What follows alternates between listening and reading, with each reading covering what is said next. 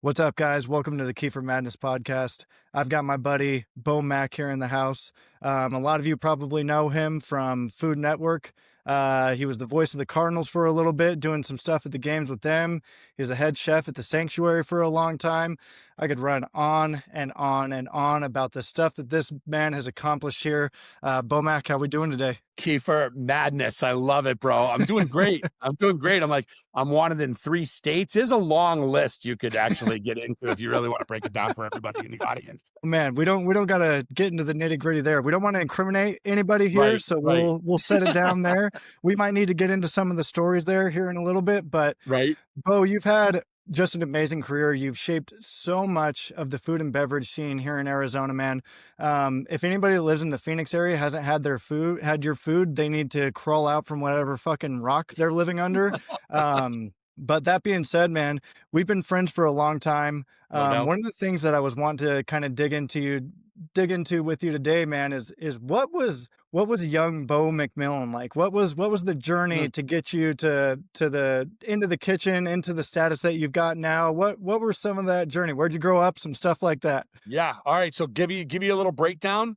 Yeah, Grew up in the East Coast. I'm a New Englander. A lot of we can hear people it. obviously, yeah, can hear it in my voice. And, everybody associates me with Massachusetts. I'm a diehard, Mass guy, but I was actually born in Portland, Maine. So a Hmm. lot of people don't know that about me. I'm a Maynard as well. I lived there till I was about 5 or 6. And, I just loved it. It was that part of the world, that part of the region was like everything for me. It was rocky coastlines, and my mom and dad were from Montreal, Quebec. So I got into Canada, I have cousins that speak French and all that stuff. And, never really wanted for anything. And then, as my mom remarried when I was around 12 and when Hmm. I was around 6, and I think I moved to Massachusetts the first time, came back to Maine and then Mass, and grew up the rest of my life in Mass. But yeah, I just was one of those kids that was very social early on. Think I had some ADD stuff going on early in life. I loved school and I loved, open communication. I wasn't the best scholastic person in the world.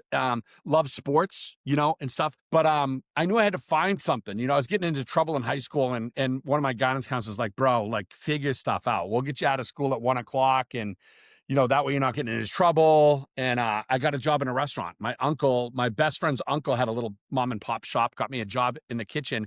And I always knew there was something about hospitality. I always knew my grandmother, cliche, was a giver, and I'd see her once a year in Canada and see all she would do to make everybody happy through food, through the dining room table, like in a sense. So that's really where I kind of ate it up. And then Keifer, I just got lucky, man. I worked for even my high school chefs, right? My high school chefs, they built a $3 million kitchen in my school my senior year called Plymouth South. My school split. We were a large school, 5,000 kids at it at one time for Plymouth Carver. My Oh well. senior year, Plymouth and Carver split, and then Plymouth split again, went Plymouth North, Plymouth South. And I went to South that had a vocational culinary class. They built a $3 million kitchen. I got to work for some amazing chefs. And that's when I was really like, okay, this isn't just mom and pop, let me cook fried clams, New England style food.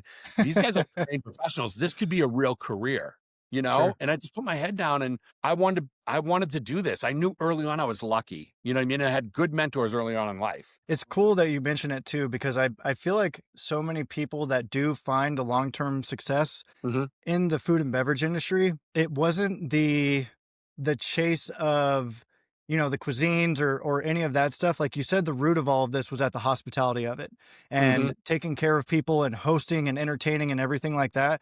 Yeah. I love that portion of it too, man, because I think that was at the root of my success also. Like there's 1,000 people out there that can make better drinks than I. There's no doubt about it. But I don't know about that. That's a big number.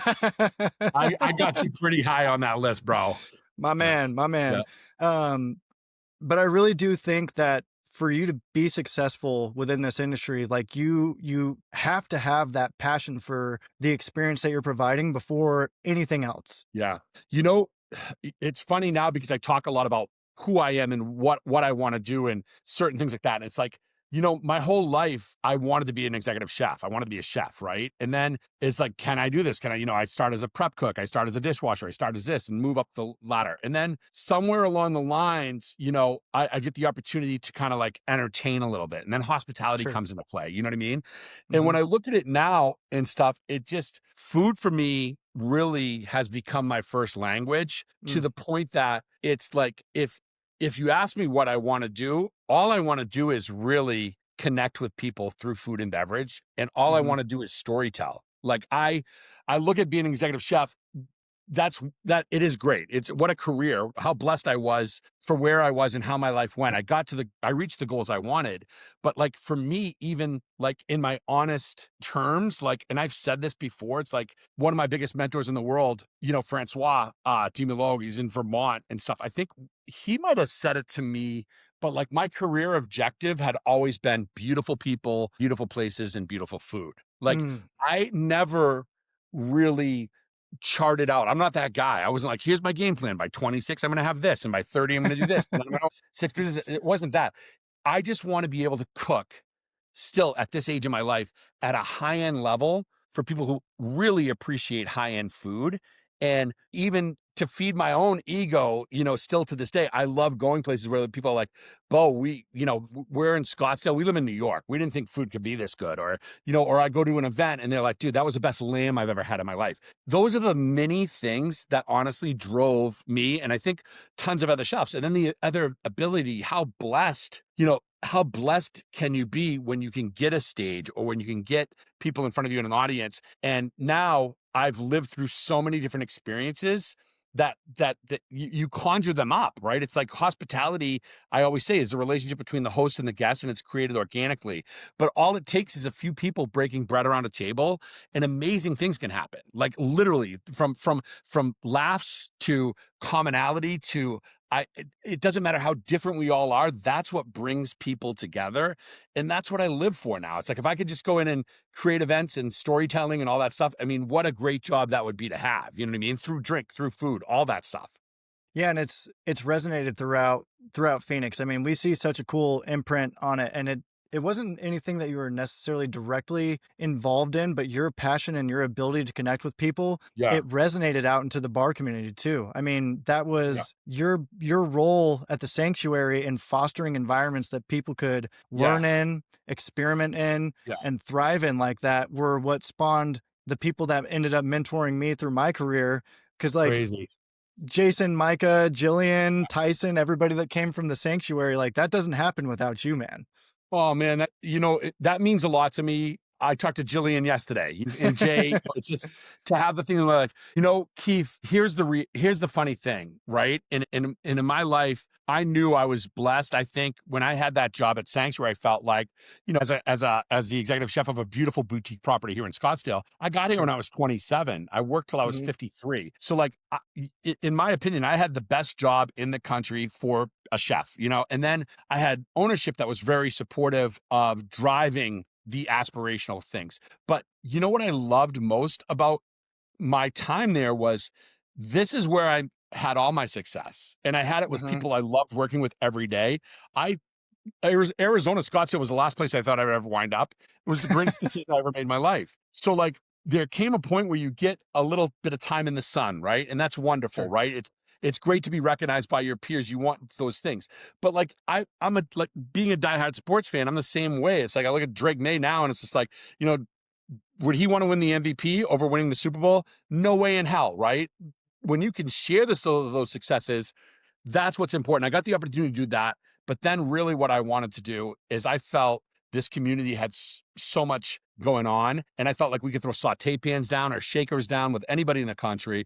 I saw Hmm. so much talent out there, and I was never afraid of that. I was never intimidated by that. I think like great chefs in this industry taught me, like, you're probably going to learn more from the people that work for you than the people you work for, when it really comes down to what life is all about. And I never put my name on any of those menus at Sanctuary. To me, you're as good as your squad. You know what I mean? As Hmm. you're as good as the people you run with in that industry. So when I look back at my career at Sanctuary, and you mentioned Tyson, yourself, Jason, Jillian, even the Kyle Masons Yeah. and the Spotty Oddies, things like, I was working with professionals that you know that really knew how to craft and they knew hospitality. And I was honored when I look at the food side and I was like, man, I got to work with Danny Grant. I got to work with Sefi Izard. I got to work with Dominic Zampano. I got to work with like Russell LaCase, who's now down at the Valley Ho, who's killing it. Mm-hmm. Yeah, young chef Peter McQuaid, I've worked with for the last 10 years. This kid was 16 when he started for me. You know, I go back and I go like, who was the lucky one?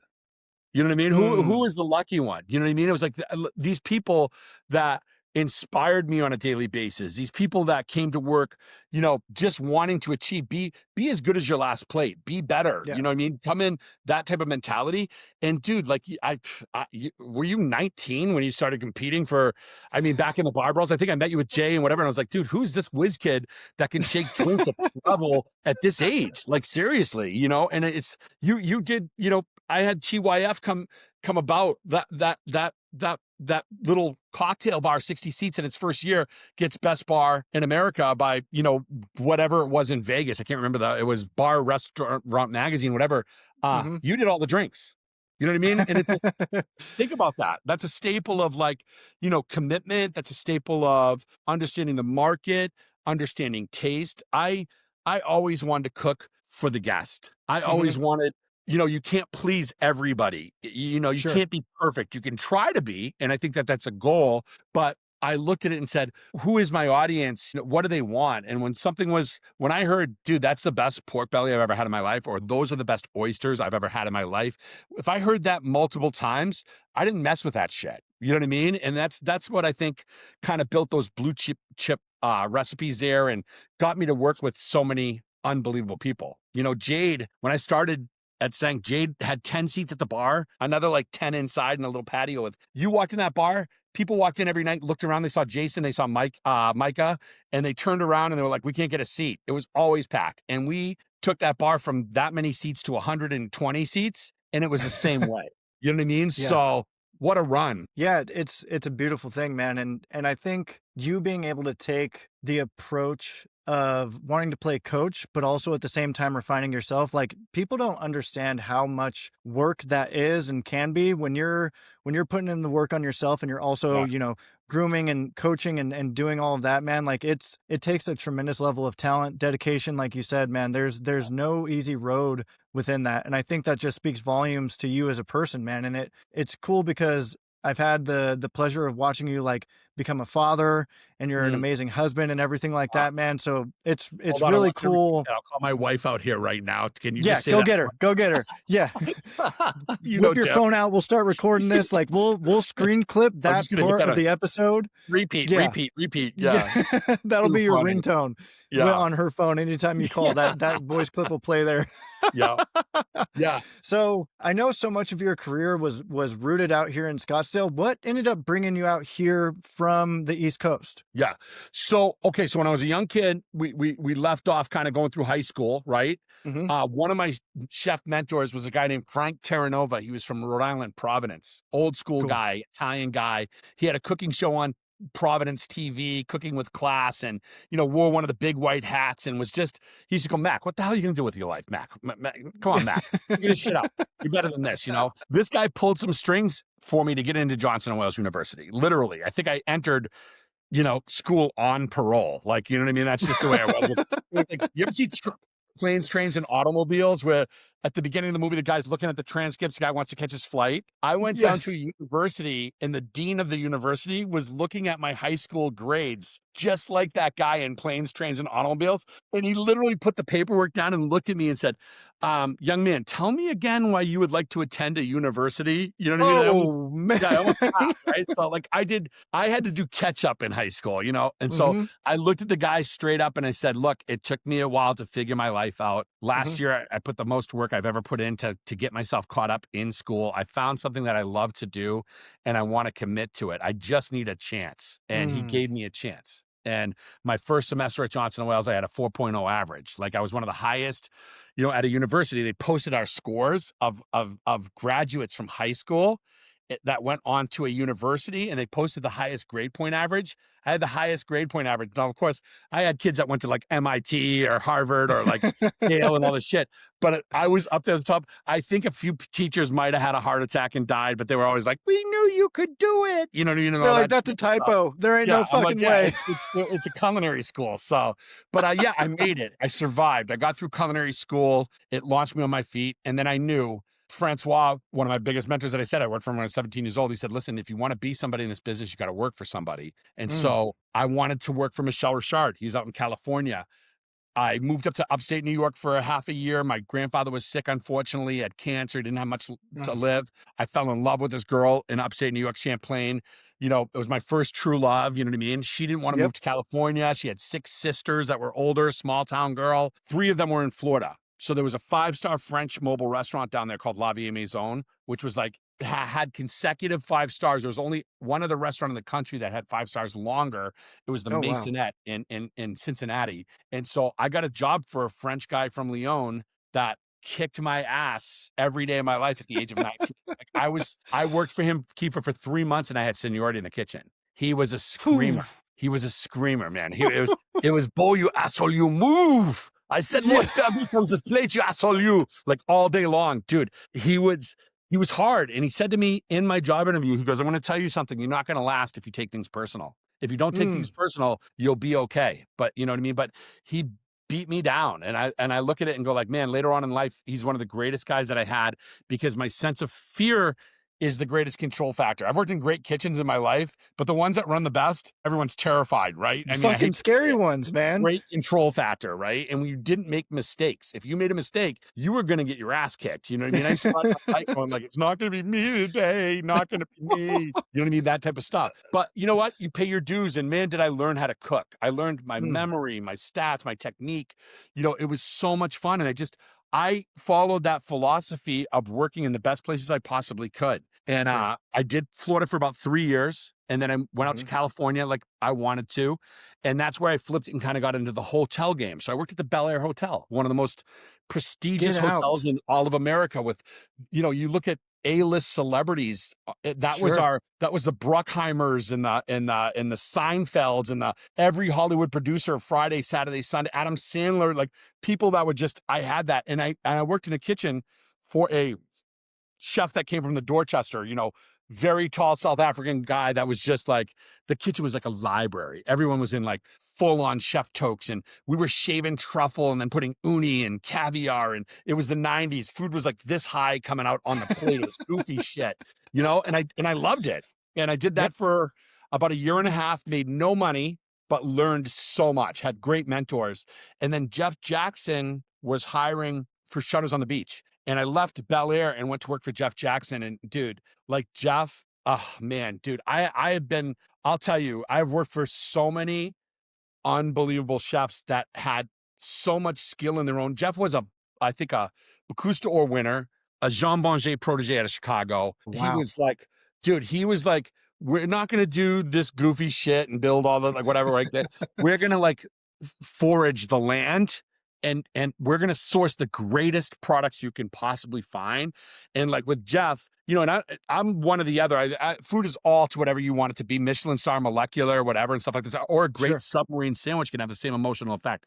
But Jeff Fuck was yeah. like, dude, you're going to learn how to make the best roasted chicken. Like I'm cooking with Jeff in Naples Food and Wine in a month. He's my, I miss that. That's the other thing that I would tell you is like, as you grow older, you become the old guy who knows the most in a kitchen. That's the hardest thing, because there's a point where you and mixology go like this with craft cocktails, and then all of a sudden everyone's coming to you. I still yearn to work with my mentors. I still yearn to get that wisdom and that knowledge. You know what I mean? It's like, and I love the ability that I have Jeff Jackson or a Chuck Wiley I can pick up the phone with, or a Francois and have a call with and go, because it's just like it never changes. So that was really what it was. It was in LA, and I'd worked for 3.5 years in LA. Wasn't a huge fan of LA. Wanted to get out of LA, and I was literally considering going over to Europe and trying to stage in a Michelin star restaurant for a couple of months, right? I had saved some Yeah. money. I wanted a new change because I knew the next thing for me was going to kind of be my own thing. I wanted to be able to have the creative flex. And literally a guy called me and was like, "Hey, did you leave Shutters?" And I said, "Well, you know, they want me to stay, but I'm kind of considering some things I want to change. They have everything they had was so set and it was so delicious that there was no need to change, So he goes, "Hey, I'm going to fly you to Scottsdale this weekend. You got to come check out this property." I was like, "Scottsdale? What the hell's in Scottsdale?" Like, I was like, "There's nothing in Scottsdale for me. I didn't even know a restaurant in Scottsdale." And What I got year out was there for this? the weekend and I'm like, "I'm never leaving." It was the greatest weekend of my life. I'm not lying. It just really, truly was. And the property I saw was a gem. It was the sanctuary before the sanctuary. Okay. And they brought in a new GM. She was from the Bay Area and she wanted a young chef that was hungry and wanted to be creative.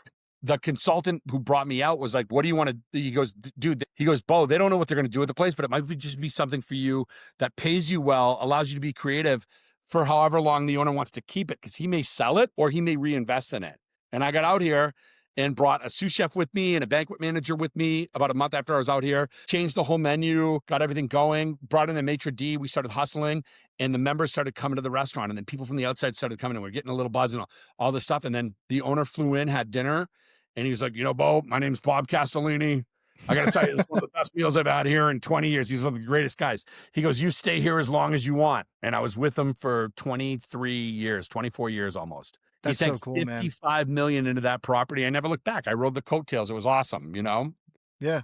I think one of the things that you kind of mentioned here, and it seems to be kind of following through all of these stories, man, is that one, you always believed in yourself and you were willing to bet on yourself and you were Yep. willing to take chances throughout Yep. all of these different opportunities, man. And one of the other things too is like, even at the point that you're in your career, you're not afraid to continue to approach things with like a beginner's mindset.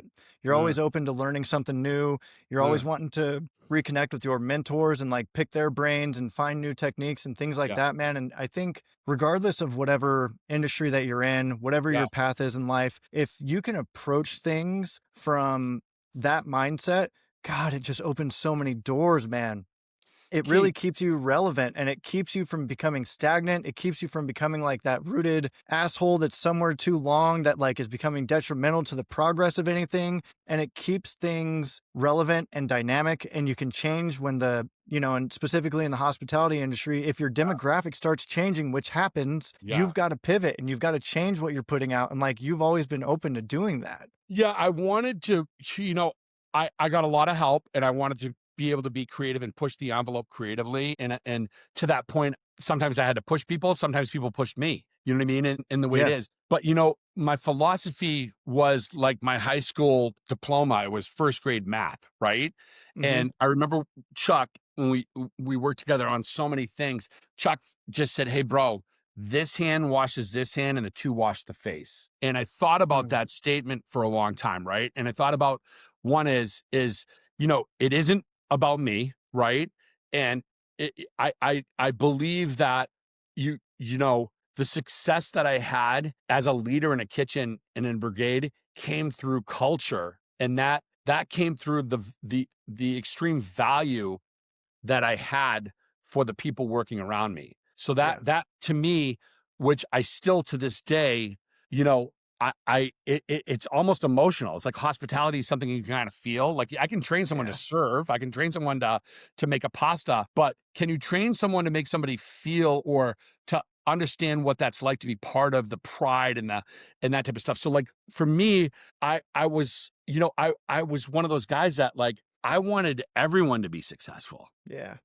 I almost, people talk about your food network career and all that stuff. And I really enjoyed having the ability to share my passion through TV and express Sure. that and being an outward going guy. But if I felt something good, it was almost like a baby, right? I wanted everybody, you see a little baby lick an ice cream cone and they look at you and you're looking at the ice cream cone. They want to offer their ice cream cone. It's in our DNA to share, you know what I mean? Mhm. Passing and sharing and certain things like this. So to me, that was where I was like, one is how lucky am I, right? Believe in the hard work, believe in the process, and be willing to help people on your own team enjoy and reap some of those own benefits, and that was really where I was. And the other side of life was, I look at it and go, I really I really, I don't know, Keith, because you know how you related to the beverage side of life when you take 4 or 5 different flavors or spirits or ingredients and you put them together and it's like harmony and balance and you taste it and it's a level that's up. That was where it really ended in me. So food, like I want to make money for my family now in life. I have 5 kids. I want to, I want to do those things. But at the end of the day, I was the happiest cooking. If I Mm. could have made the money I really wanted to make, and I could still be strong enough to work my saute station on my grill and talk shit to everybody around me and have fun with it, I would do that. That was the height and the pinnacle. I tell people, you may not be making the money you want to make now, and I didn't make a lot of money until I got older in life.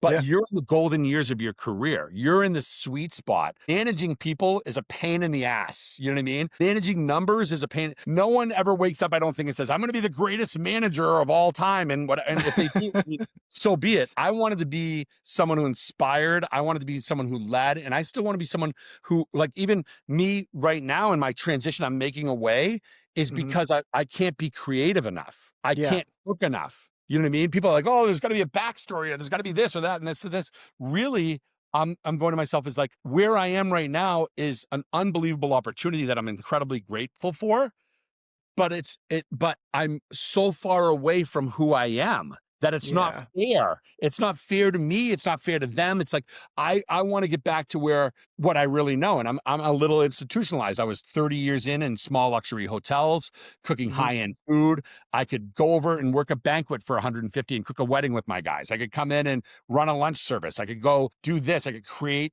a bar brawl competition. You know what I mean? Yep. And stuff like that too. And there was a stage there where not only could I help promote and brand what I was doing myself and the company, whatever, I could help young people through that process and interact with the community. You know what I Yeah. mean? Whether it's the local community. I mean, we did Nirvana Food and Wine together. We had 80 local chefs, 20 national, like, so that just, I miss that so much, man. You know what I mean? It's like, I love, now I go out and create food and wine festivals in Chicago or Dallas. I show up at Palm Beach, to be a part of these things because I'm like, how can I get around people I love and respect in this industry and get to see them and get to produce thing and go taste one of Keifer's drinks or go taste, Jose Garcis's dish and have 5 minutes, you know what I mean? And stuff like this. I live for that at this point in my life. I don't blame you, man. It is such a special thing on the creation spot side specifically, man. And I know exactly what you mean in terms of, being able to be in that creative groove where Hmm. the majority of your focus is executing the thing that you have created behind the scenes and Yeah. then laying everything out so that you can efficiently get that to the masses. And Yeah. then watching your team buckle in, lock arms day in, day out. And Yeah. it's like, I'm sure you know exactly what I mean here, but there are certain shifts. And I think specifically two places that I've worked, Counterintuitive and Bitter and Twisted. Those bar Mm. teams, the people that I worked with there, Yeah. Tim Lefevre was at both of those spots. I love Um, Tim. dude, he's so good, man. Yeah. Spotty was at Counterintuitive for a bit. Perouse was Body with yaddy. us. Yeah. Spotty Oddie. Yeah. But the relationships that you establish with people when you're working in environments like that Yeah. is, yeah, I've got a bit of a mixed audience that follows the podcast. Like some of it's the endurance community, some of it is the food and beverage community. Like it's people from all walks of life. Yeah. So trying to explain this in a way that I think people can wrap their heads around is really, really hard Mm. because you it's it's tough to explain the fact, and the hours are long, they're intense environments. Like there were times where when I was working at Bitter and Twisted when I had my firstborn, I was spending more time with my bar team than I was with my wife and my kid at that point. Sacrifice a lot. Yeah. I You get it. do sacrifice a lot. Yep. Yeah. So, and I look at that and go like, how do you include them and stuff, and it's just, Mhm. it's funny because my wife, the same way, my wife, I think after 20 years at Sanctuary Yeah. was like, you have 3 kids or 5 kids or whatever I had at the time. She's like, you can take Christmas Day off now. Like I didn't have a choice. You know what I mean? My wife was Sure. like, this is the time. She goes, your chefs did it when you were running the show, like, and stuff like this. And I get that. I think you got to find the balance of it all, like Mhm. really, truly find that balance of it all, because family, to me, that's the other thing, right? Is like, the older you get, I have twins that are 6. I have a 22-year-old and twins that are 6 and 2 in between, so it's really, time shortens, you know what I mean? It And does. your time becomes way more valuable, you know? And I Hmm. think you really got to manage it. You got to monetize it and you got to figure that stuff out. And from the audience perspective too, when you think about it in life, you know, it, you could be so far apart in the spectrum for what you do in a career, but you know, if you're in space and you're 40,000 light years away and you're looking at Earth, Hmm. there's only one human population. We all bleed the same. We're so we're so closer than we are farther apart. You know what I mean? It Yeah. really truly is. And these are the common things that we all go through. And so I think that the thing that I try to stick to, Keith, is not losing my own sensibilities, not Hmm. losing my appreciations for a delicious martini. You know what I mean? Sure. Or a perfectly dressed Caesar salad or a well-cooked steak or, you know, the wind or a nice rainy day. Like, you know what I Yeah. mean? It's like, think of the aromas and like when you go to a restaurant and it smells good and there's a wood oven in the place or a great pizza crust. You know what I mean? It's like that to me is like you have your eyes, you have your heart, you have your soul, you have a ramen dish or a pho. You know what I mean? And certain things like this is Yeah. like people become so distracted in life. Technology is moves at a mile a minute, you know, the conveniences of things and people's attention span and how shortened they things are. It's, you know, it's hard to relax. It's hard to do that. But I can tell you is like, man, when you take your time through that process, some of the best experiences. And the other thing is just I want to be around more people. Like, you know what I Yeah. mean? It's like that's where I'm trying to get in my life again. I've been through the phase where it's like you work, you put your family first, you get your career, things start happening, then you have kids, then you're like, where are all of our friends? Like, I go to bed at 8 o'clock at night. Like, do we have any friends? Can we call anybody? And certain things like this. You know what I mean? It's like we need each other in life. You know what I mean? So what you're doing here is special. You're trying to connect to a whole different mass of people. And I can tell you whether it's fitness and what you've done. And by the way, Keith, congrats, because you know what you've done is you've made a commitment to yourself and your life and your family and made some humongous changes in your life. You haven't lost an ounce of your talent. You haven't lost an ounce of your personality. You haven't lost, I'm sure things are way better for you overall. And you can go out and win a race where you run 100,000 miles and drink 55,000 calories. I don't even know. You know what I mean? I admire that. That's you're a champion, you know? So doing that and then having this is you've got so many ways you can connect. And Hmm.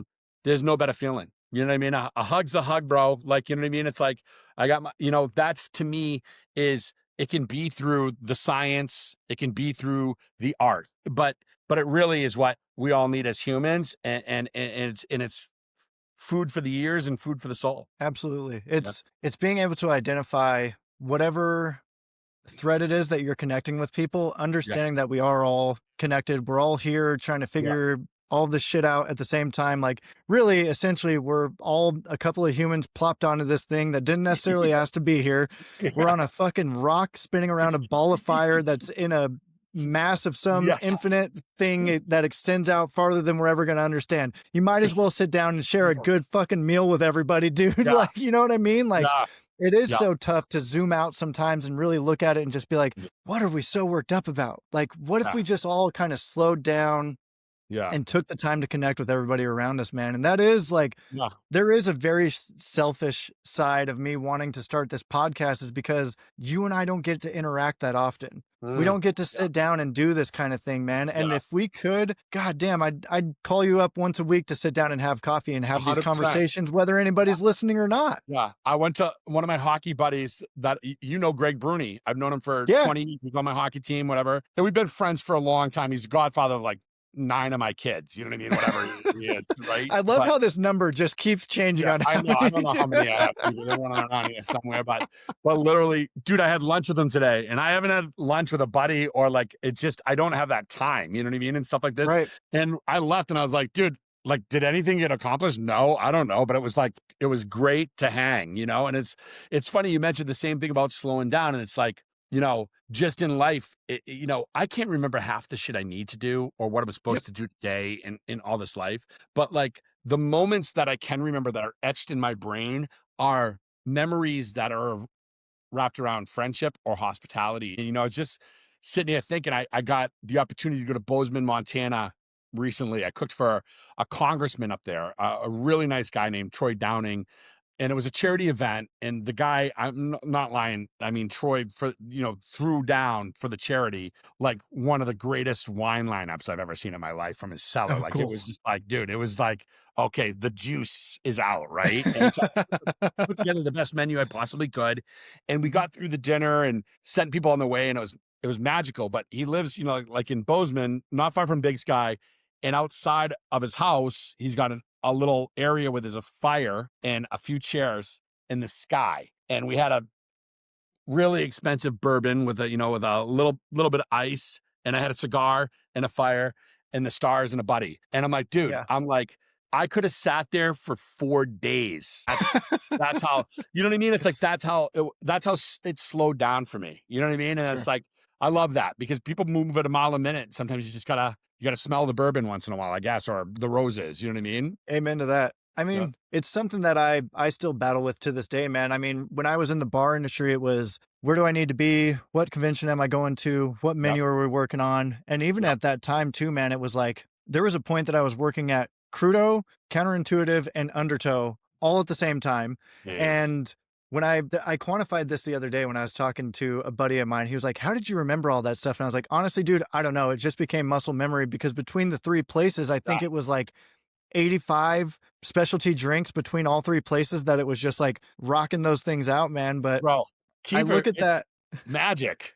It is. It Yeah. is. And I think it's something that stems from passion. There's no accomplishing any of that without actually caring about what you're doing. And like you were saying, man, it's when you look back at the moments that you cherish and that you hold on to, it's always those moments where there was something you were working on or you were around people that really matter to you Yeah. and you were able to kind of just separate from everything else, and like those Yeah. are the moments that you can kind of like settle into. And I'm in a very similar position as you, man. Like my life right now, there's so much of it is revolved around work and training and getting ready for these races and everything. But recently, the race I just did here on the 28th, so this is about a week and a half ago, it was a 48-hour race, and things went sideways at hour 4. Oh, no. And Hour oh, 4? dude, yeah, the race fell apart, real quick.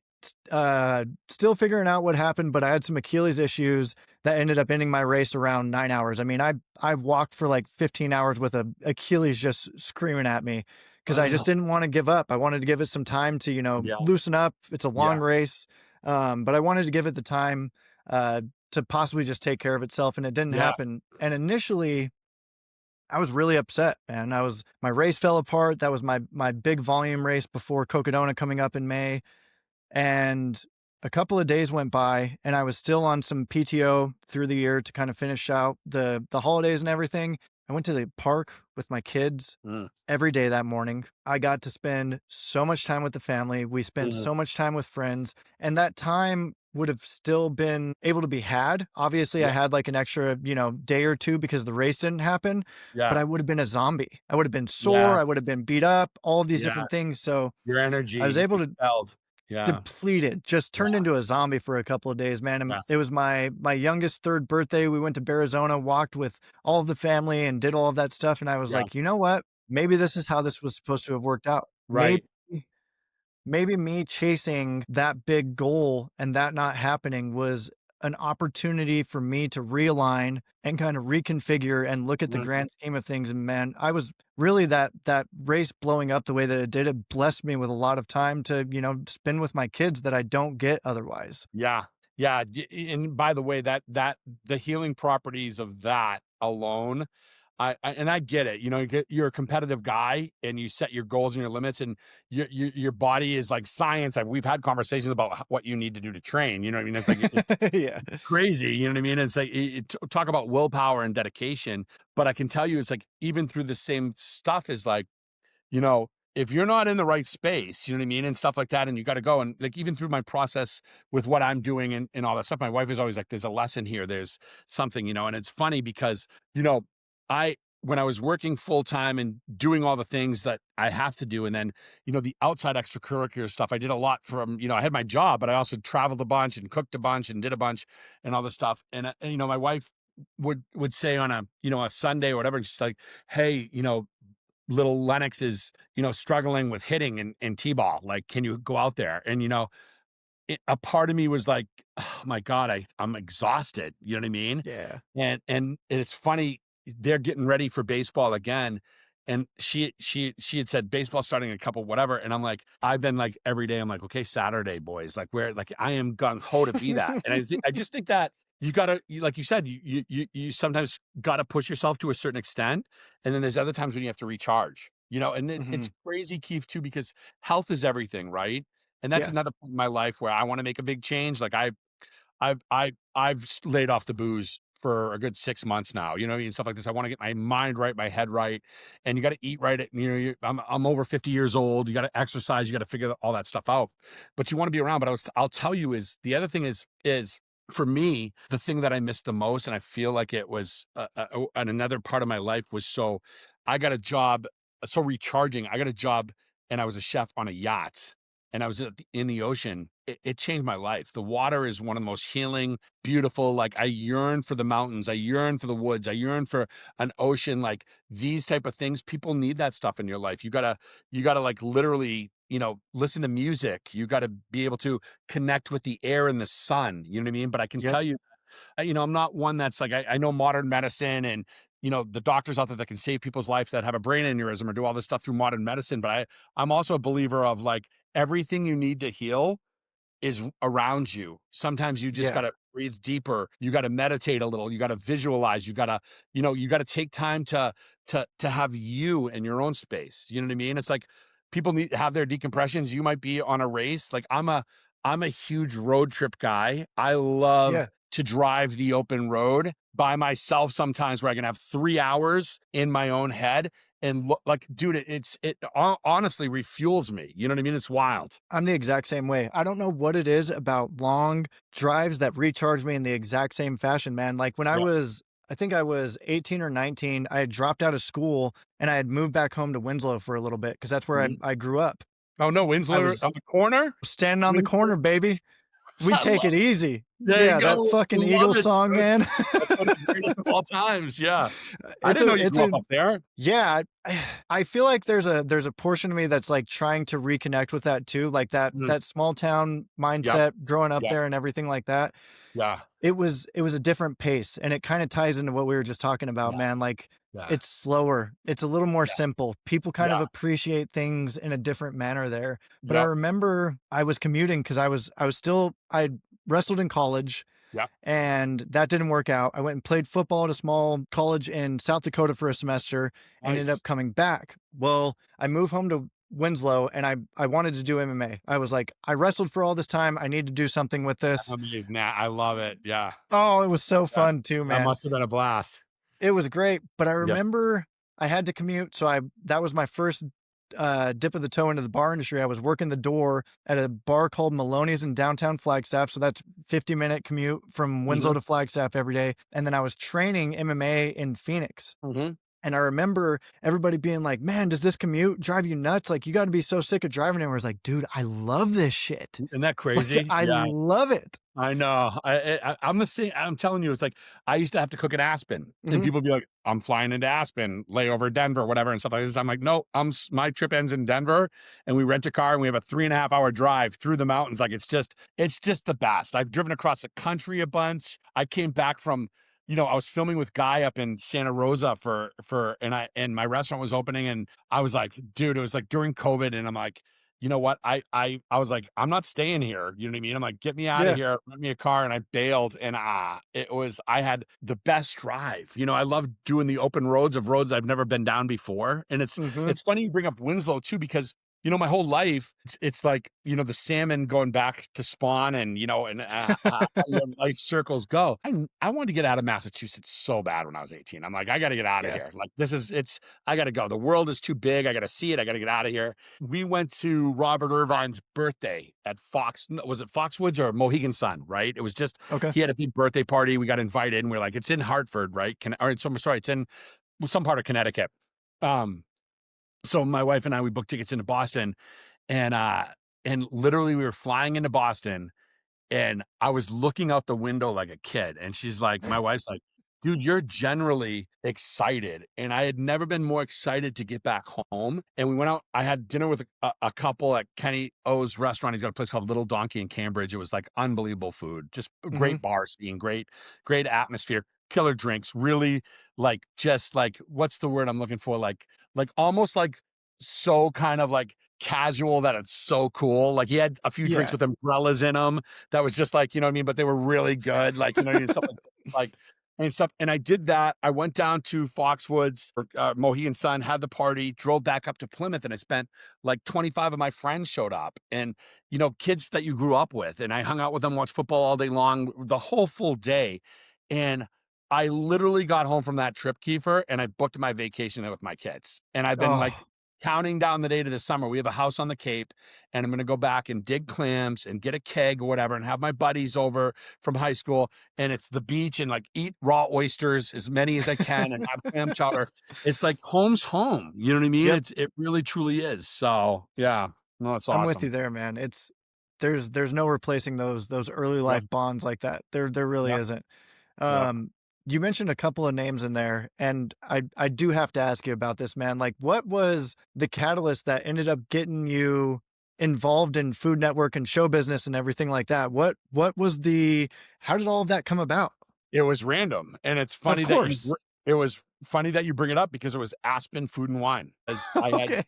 I had literally just taken over executive chef at Sanctuary. It might have been 2003 or 4. I don't know, 2005. I can't remember. We opened in 2001. So Chuck was with me there for 3 years or whatever it was. So yeah, so I got, what's crazy was I just kind of taken over, put out my menus, was putting my head down and going, and Elements was, you know, garnering some great success. We were young. The hotel was vibing, and the co-brand people reached out for me from Aspen Food and Wine and Mhm. asked if I would be a guest chef in the co-brand tent for Aspen Food and Wine, which I had gone to Aspen Food and Wine as a guest, and I knew the co-brand tent had like Jacques Torres and Maramoto, and like, so I was like flying. Like I was just like, you're kidding me. Like this. I'm like, they're gonna pay for me to come and I get to cook it and all this stuff. So I was jacked. And literally I went, I brought like 6 guys, Joe Martin, Andre, guys that you maybe knew from the past. We rented a Yeah. van. We were insane. We were like, dude, I think we stopped at a Packy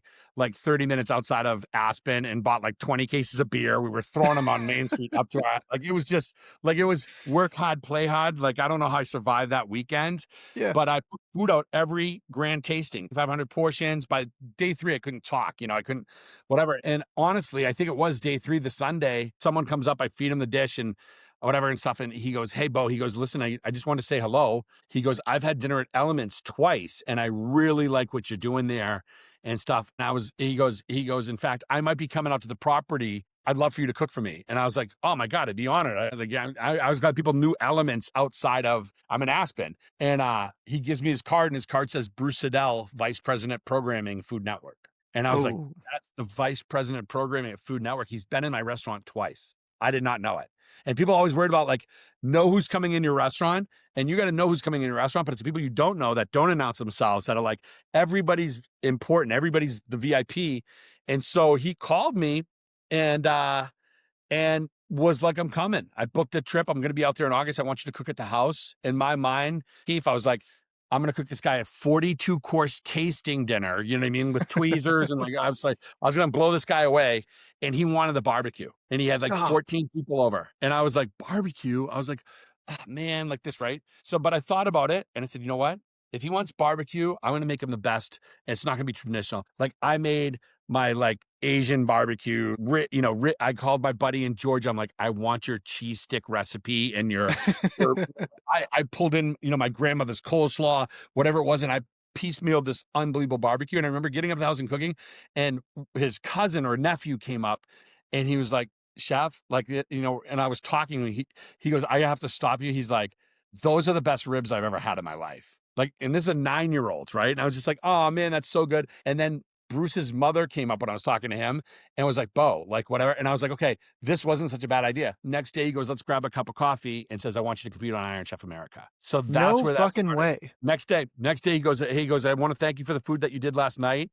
He goes, I really think that you'd be great. Let's talk about getting you an opportunity to compete on Iron Chef America. I was the happiest dude in the world. And then a month away from my battle, I was scared shitless with the snot bubble standing in my hotel room or whatever the night before, puddle of pee going, why did I sign up for this bullshit? And it's like, dude, it took everything out of me. It took everything out of me. That was do or die. It was Bobby Flay. I was the only guy from Arizona.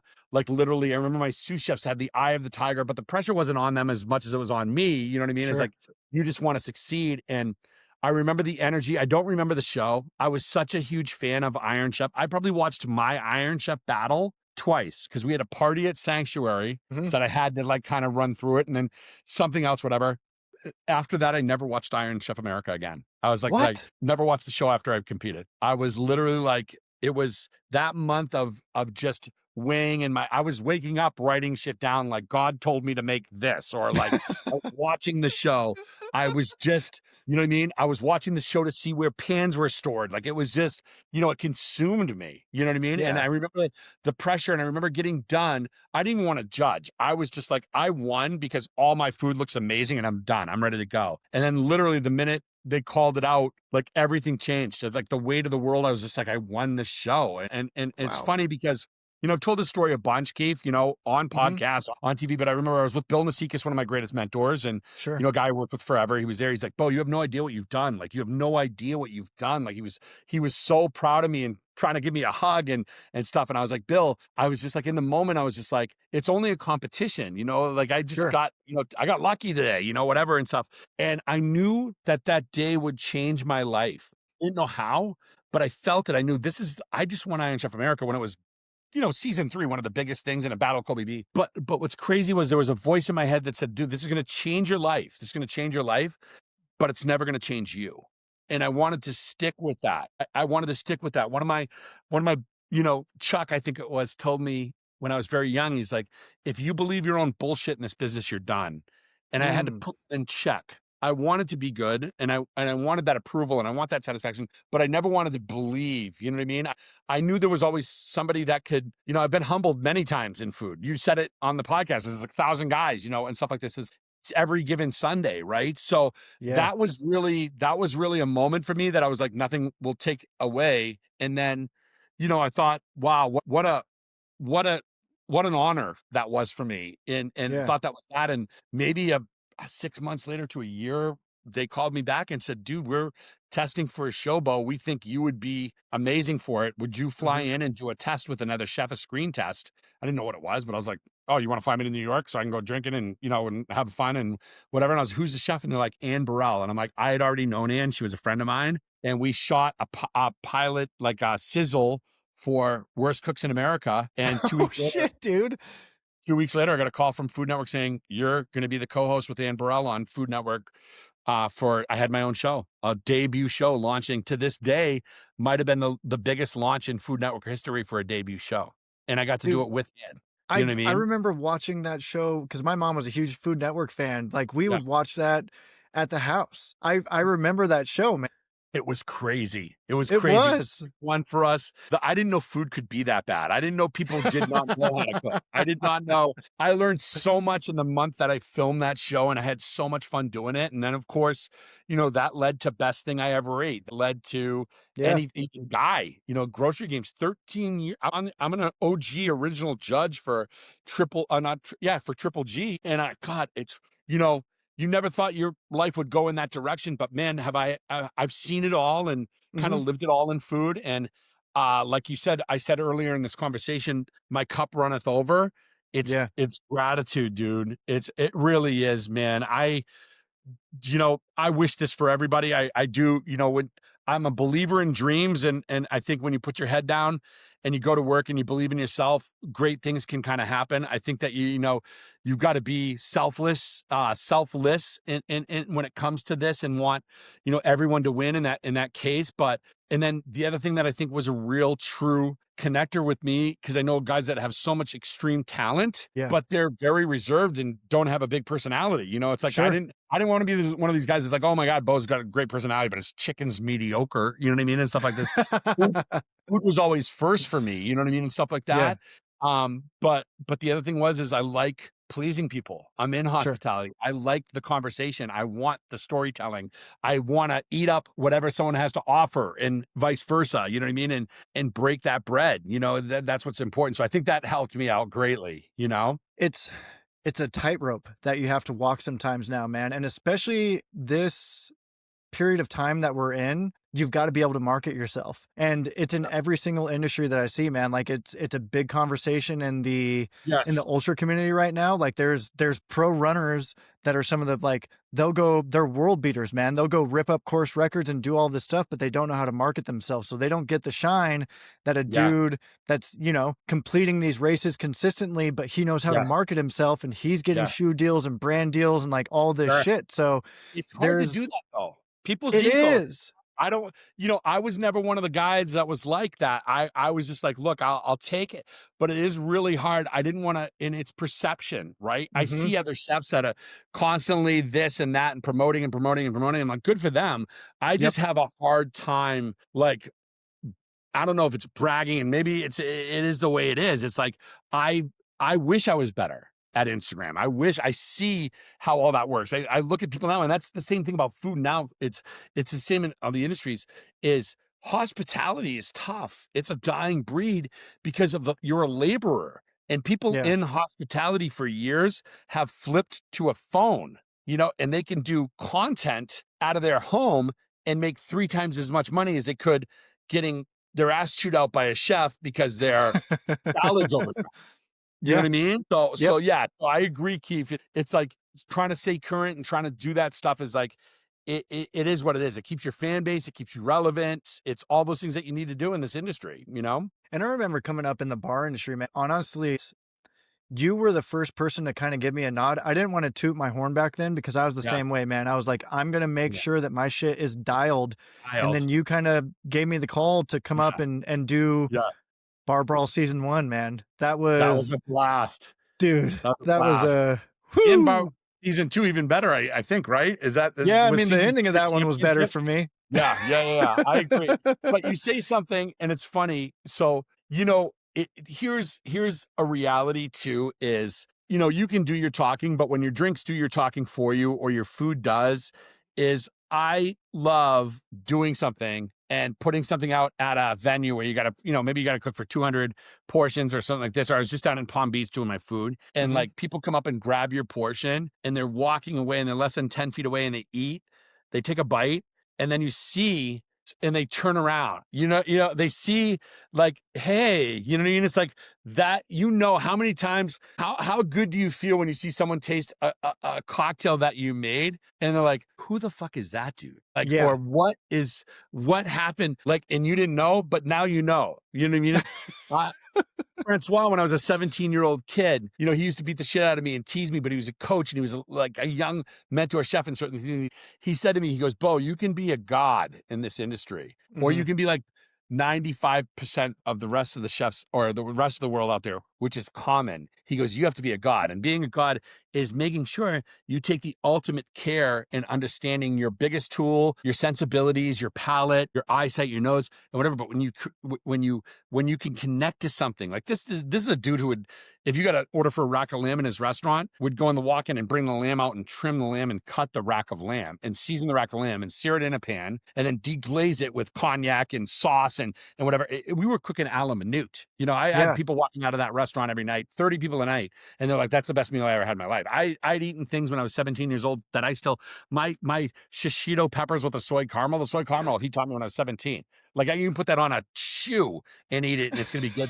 So like that's the mentality of like what I really strived for. And what's Hmm. funny is I think the essence of being an artist, when I think about that as a chef and even someone in cocktails where cocktails, you don't really have to cook a lot of ingredients, although I know we're doing that now in life and Hmm. reducing, you leave the nutrients in it. With food, it's a matter of not only nourishment and balance and nutrients in food, but I think it's restraint.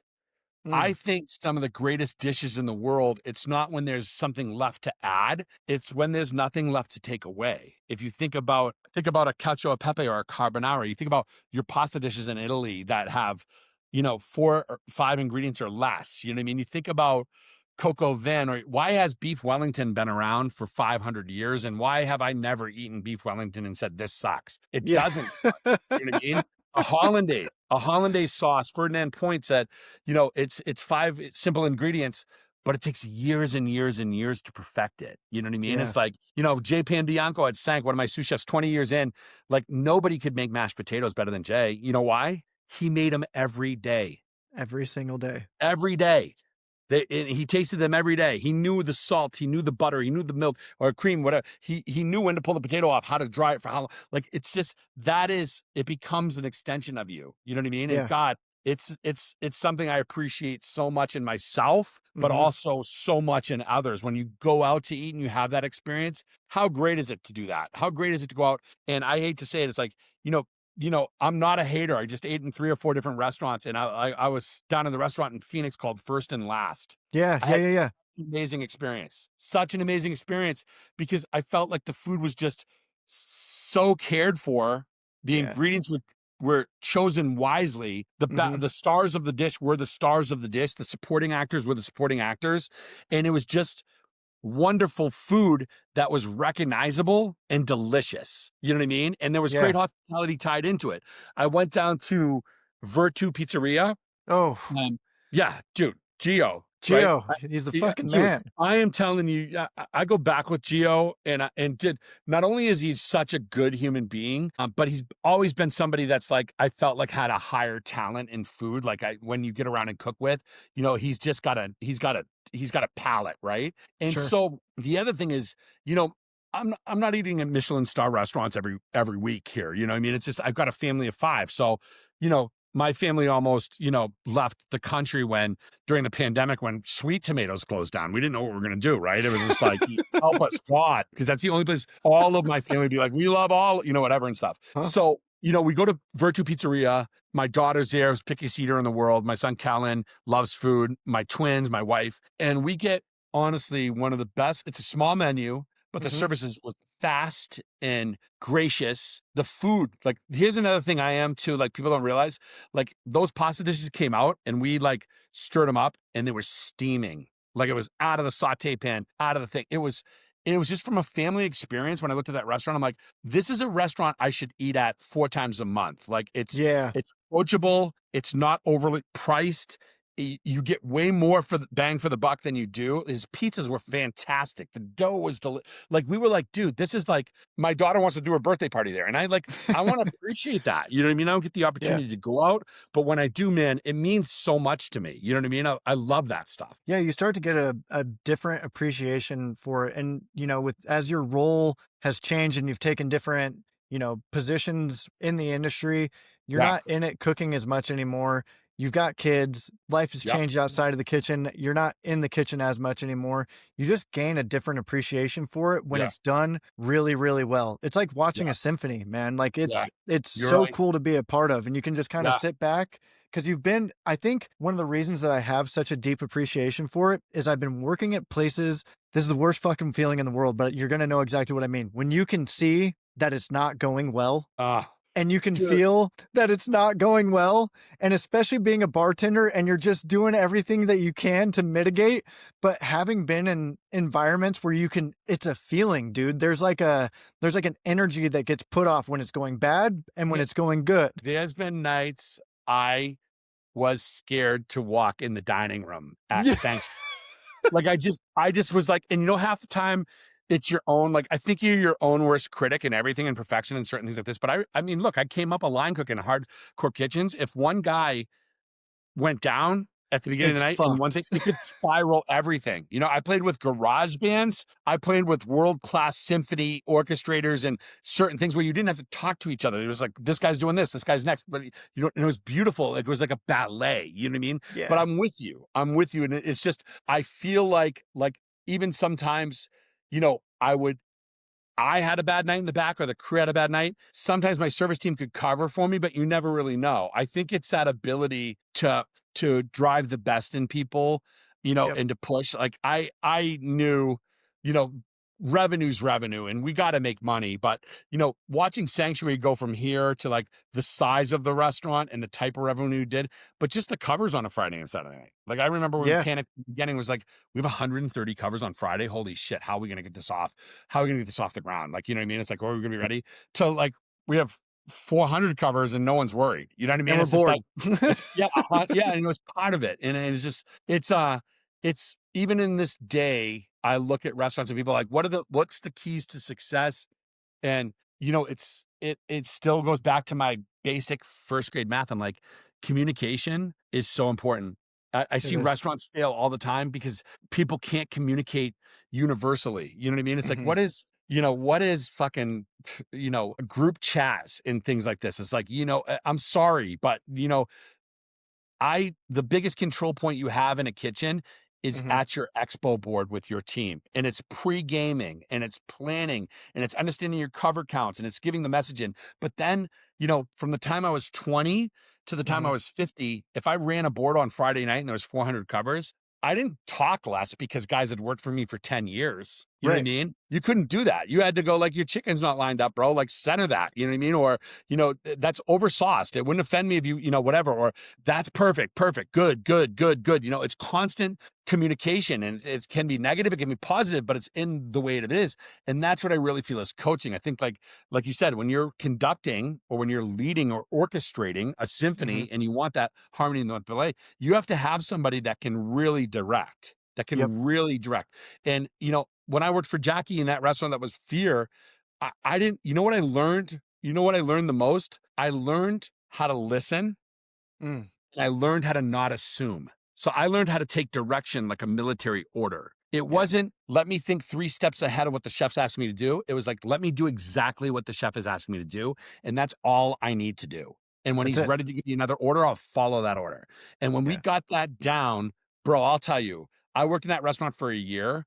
I worked meat. So I had to cut into rack of lamb, praying this rack of lamb was going to be perfect. Back then, Keith, I had 40 proteins cooking. Like I might have Woo! 6 or 7 items out of my station on saute. I did rack of lambs, venison tenderloins, veal chops, beef fillets. Like I had all of these things. He would go, "Oh, do you need it all day?" I didn't have tickets on the inside of the board. All the shit was right here, bro. It was like your Yeah. phone numbers in high school. I didn't have cell phones. I had to remember everyone's phone number. Right. So I go, "No, chef, let me give you an all day." And I could tell him the temperatures of 14 different rack of lambs. I could tell him the temperatures of all my veal chops, all my fillets, and not miss one. And he'd look at me and he'd be like, he'd want me to fuck up so he could yell at me or correct Uh-huh. me.